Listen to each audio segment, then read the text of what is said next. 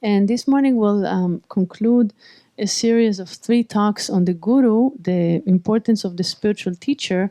We are reading from the book Bliss Divine by Swami Sivananda. And we'll just continue from where we left off yesterday. What we saw was the you can say definition that Guru is God himself manifesting in a personal form to guide the aspirant. We saw that to be a Guru, one must be a Brahmanishtaha and Brahma Shrotriya, meaning Shrotriya, one who is well versed in the scriptures, and Brahmanishtaha, one who has the direct realization, direct experience of the teachings. And this is the Sadguru, that the saint, the sage, the Guru who can take us to the highest truth. We also saw that we need a lot of merit to meet our Guru and to, even more important, to recognize that this is a Sadguru. So for that, we need to purify the mind and purify the heart and become qualified disciples. So now Swami Sivananda continues and talks about the Guru Parampara. So before that, he has an important chapter on stick to one Guru. Do not dig here and there shallow pits for getting water. The pits will dry up soon.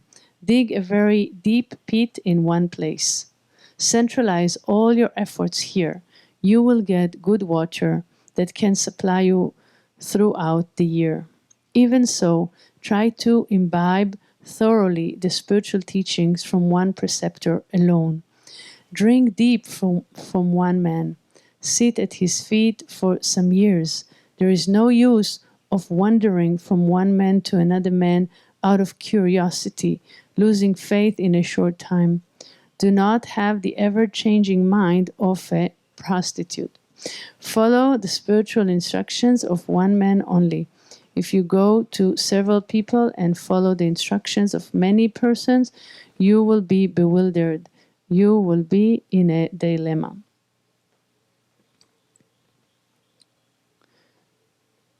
I'm not sure where Swami Shivananda says in a few places, from one doctor you get a prescription, from a second doctor you get another prescription, and then from a third doctor you get total confusion. So the idea is not to dig shallow pits. This is actually very important in the Western culture.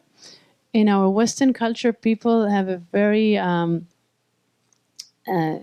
deep tendency to all the time not to decide, to just change and regret, and then start to doubt and change again and again. Did you notice this? When we teach about how to choose a mantra, and someone is choosing the mantra, we teach how to choose, and then the next day they regret, or the next month they start to have doubts. No, I chose the wrong mantra. Or even choosing a focal point. Those who teach meditation may notice this.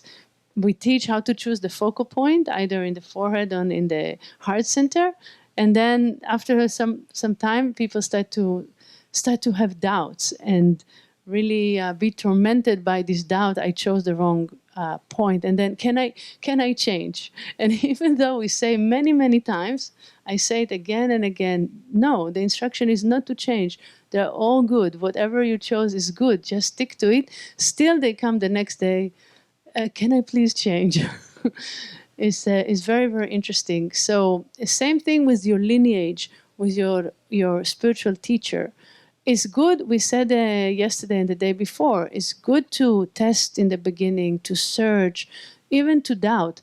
But once you decide, stick to it. Why? Because there are many great teachers, genuine,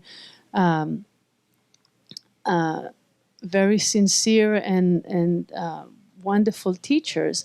But the idea is, if you try a little bit here and then after some time move, that's exactly like digging shallow pits. When you dig a shallow pit and then another shallow pit, you will waste a lot of energy and will not reach the water. So the idea is dig in one place. That's why Swami Sivananda says many times, respect them all, but follow one. Like here we have this idea of unity in diversity, and we bring all the spiritual teachers from, not even from the yoga, not just from the yoga tradition, from all traditions, from Judaism and Christianity and Sufism and Buddhism and shamanism and all the different yoga schools, all the different philosophies from India, and so many gurus. So because he said respect them all, and it's very nice, this idea of unity in diversity is actually very, very important. Also to have tolerance to other traditions, but not just tolerance, great respect, and at the same time follow one. Because this one is your guru from, probably this relationship didn't start in this lifetime, most likely it started many lifetimes before. Swami Vishnu Devananda used to tell his disciples, we've been together many times in the past. That's why you all look familiar. So the idea is one lineage, one guru, one mantra, one focal point. Whatever you stick to, you dig deep and you reach the what we need to reach. So this is exactly what Swami Shivananda is saying here. He says, oh, here, I found it. From a doctor, you get a prescription. From 2 doctors, you get consultation. From 3 doctors, you get your own cremation. Getting too many instructions could be conflicting instructions. Even so, if you have many gurus, you will be bewildered. You will be at a loss to know what to do. One guru will tell you, do Soham Japa. Soham is a Vedantic mantra, which says, I am that, I am that I am. So one guru will tell you to follow this Soham Japa. Another will tell you, do Japa of Shri Ram. A third guru will tell you, hear Anahata sound. These are the mystical inner sounds that actually through advanced practices of Hatha Yoga, people start to hear, and then they can meditate on the inner sound. This is a practice called Nada Yoga. So because different teachers, they have their own path.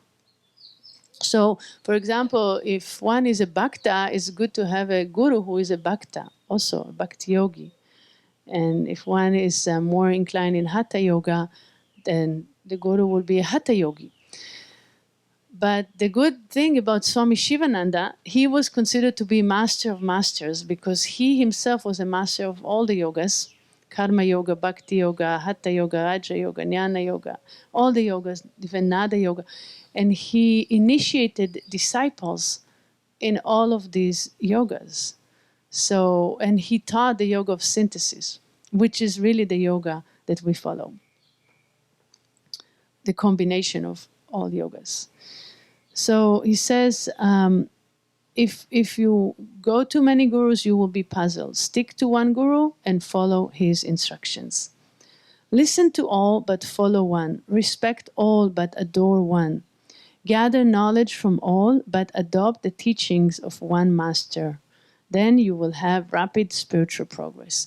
You see, Swami Vishnu Devananda was so fascinated with knowledge that he really gathered all the knowledge. Even in his in Samadhi state in Van Moren, there is his house with a huge library with books from all traditions, even not just spiritual traditions, science and medicine, and so interested in expanding the knowledge and learning and gathering information. Also, Swami Sarupananda, our Acharya, is so much someone who likes books very, very much. And because he likes knowledge, because knowledge is sattva. Sattva guna, we are aspiring to increase the level of sattva guna in our minds, so it becomes predominant over rajas and tamas. And knowledge, any knowledge, but especially spiritual knowledge, is a sattvic thing. Also, Swami Shivananda says, only a mind that is very expansive can meditate, which is a little bit counterintuitive. One may think that the mind that can meditate should be very, very focused and narrow, but actually he said no, an expansive mind that is very open and expansive. Of course, meditation is about concentration, but still the mind should not be narrow. So to appreciate knowledge is exactly the mission of this ashram. This is why all the many programs in so many different disciplines and fields to gather all the knowledge. Also because the idea is the knowledge is not with one person or with one lineage. So if you want the complete knowledge, you have to gather all of them together. And this is how the light emerge. So I heard all this many times from Swami Swarupananda, but at the same time, this is the idea is after you, even if you have this desire to know and to gather information, then eventually stick to one path, one sadhana. Here we are very lucky because the lineage is so clear. The sadhana that is, first of all, it's an unbroken lineage. Yes, because Swami Vishnudevananda had a guru, Swami Sivananda, and he had a guru, Swami Vishwananda, who was initiated in the lineage of Adi Shankaracharya, going all the way back to the 8th century, but then Adi Shankaracharya was also initiated by his guru, Govindapada and Gaudapada, and it goes all the way to Lord Narayana, the Supreme Being. So it's unbroken. And also the sadhana is very clear. Right? So when you finish TTC, for example, and you go home, you're not confused. You know to wake up early, meditate, do pranayama, asana, some swadhyaya, some chanting. So everything is there, even the spiritual diary. So this is the idea of follow one system, one lineage, one yoga tradition. Nowadays there are so many, right? Swami Paramananda was telling us about all the goat yoga and the wine yoga, and so. But it's good to follow one, and preferably an authentic one. So now he talks about the Guru Parampara, and he says spiritual knowledge is a matter of Guru Parampara. The Parampara is the lineage, the transmission from one teacher, from one living teacher to a living disciple, unbroken. It is handed down from guru to disciple. Gaudapada Acharya imparted self-knowledge to his disciple Govinda Acharya. So this is our parampara of the Advaita Vedanta, the non-dualistic philosophy of Vedanta. And Gaudapada, a great, great master of Advaita Vedanta, imparted this knowledge to his disciple Govindapada. Govinda Acharya to his disciple Shankaracharya. Shankaracharya to his disciple Sureshwaracharya. And then all the way down to us. Now he talks about another lineage that is also, the interesting thing about our school is we have another lineage, which is the Hatha Yoga lineage. So we have the Vedanta lineage from Shankaracharya, and then the Hatha Yoga, because Swami Vishnudevananda was a master of Hatha Yoga, the asanas, the pranayama, all the advanced techniques also of Hatha Yoga, and he was also a Hatha Yogi from past life. This knowledge awakened within him by the mere touch of Swami Sivananda that brought back all his memories from his past life of his knowledge of Hatha Yoga. And he became the Hatha Yoga professor in the Yoga Vedanta Forest Academy in Rishikesh. So he also has both the lineages, the Vedanta and the Hatha Yoga. So Matsyendranath imparted knowledge to his disciple Gorakanath. These are Hatha Yoga masters. Gorakanath to Nivritinath to Janadeva, etc. So this is the lineage of Hatha Yoga masters. So when you study the Hatha Yoga Pradipika, the main text in Hatha Yoga, there are 33 Mahasiddhas that are mentioned there. And Swami Vishnu Devananda, when he used to teach the sadhana intensive, used to chant all the names of these 33 Mahasiddhas of Hatha Yoga to invoke their presence, to invoke their blessings in order to start an intense Hatha Yoga retreat of advanced pranayama that even to this day is being offered by our organization. Now he mentions another lineage. He says, Totapuri imparted knowledge to Sri Ramakrishna. So the great saint Ramakrishna Paramhamsa of the 20th century was initiated by Totapuri and Ramakrishna to Swami Vivekananda, the great yogi, the great master Swami Vivekananda. It was Ashtavakra who molded the life of Raja Janaka. It was Gorakanath who shaped the spiritual destiny of Raja Bharatihari.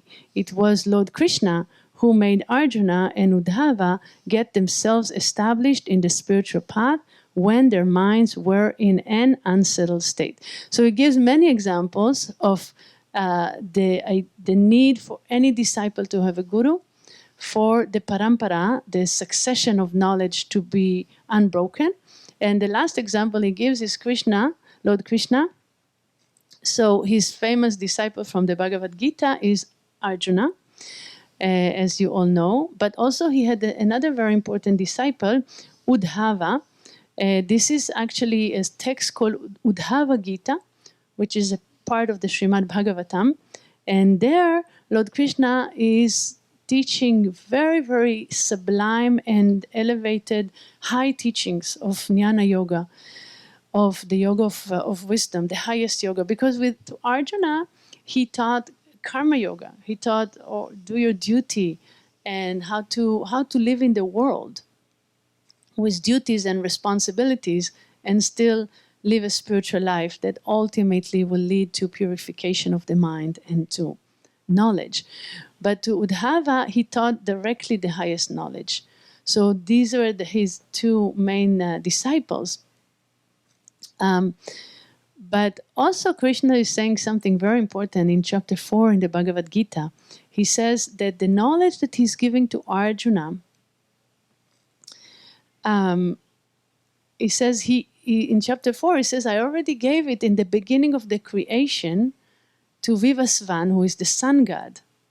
And then he gave it to Manu, and Manu to Ikshvaku. And like that, he says, that was the succession of the knowledge. What knowledge? The knowledge that is given in the Bhagavad Gita, which is the about dharma and also about moksha, the path of action and the path of knowledge. Both the two paths was given by Lord Krishna in the beginning of creation to the sun god. But also he says that at some point the lineage was broken. The succession of delivering the knowledge was broken. Probably one disciple did not teach to the next generation. And therefore, Krishna has to come back in a later time now to teach to Arjuna, to revive the knowledge.